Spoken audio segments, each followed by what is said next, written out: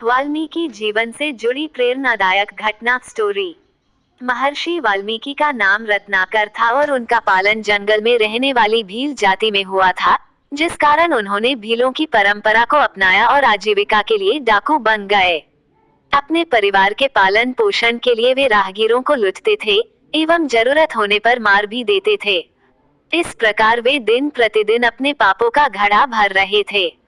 एक दिन उनके जंगल से नारद मुनि निकल रहे थे। उन्हें देख रत्नाकर ने उन्हें बंदी बना लिया।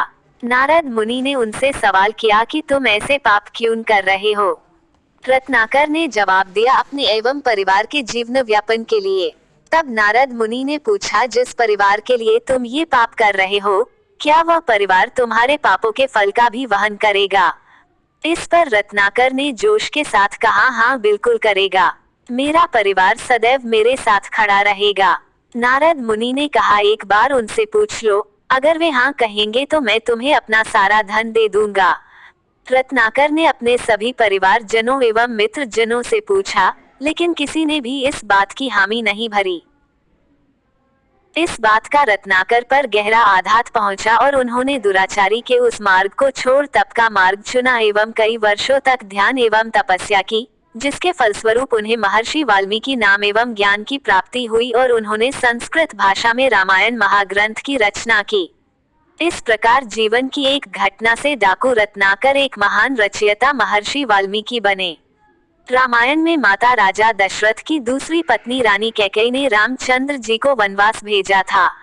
इसके पीछे भी एक अद्भुत कहानी है। कौन थे महर्षि वाल्मीकि? महर्षि वाल्मीकि एक डाकू थे और भील जाति में उनका पालन पोषण हुआ, लेकिन वे भील जाति के नहीं थे। वास्तव में वाल्मीकि जी प्रचेता के पुत्र थे। पुराणों के अनुसार प्रचेता ब्रह्मा जी के पुत्र थे।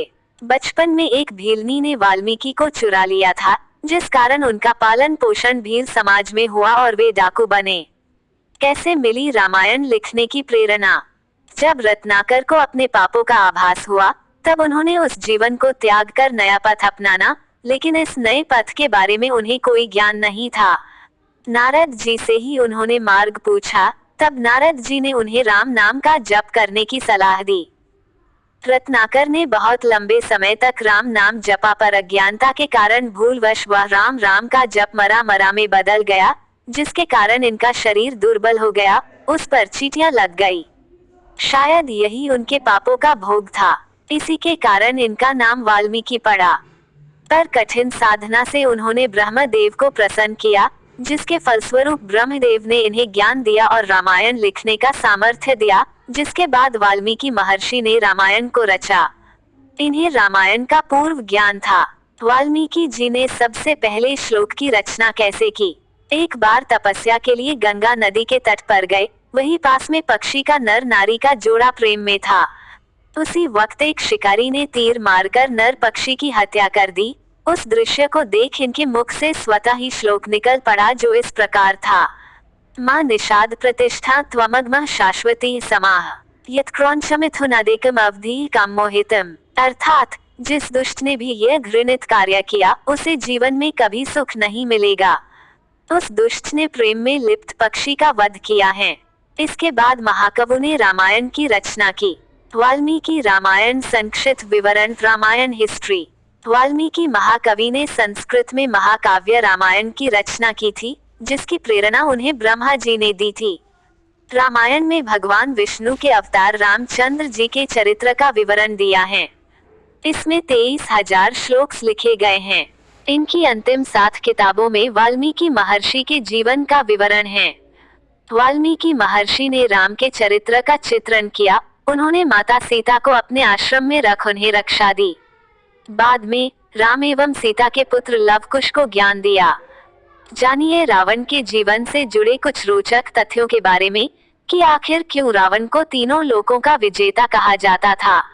वाल्मीकि जयंती कब मनाई जाती है? वाल्मीकि जयंती 2022।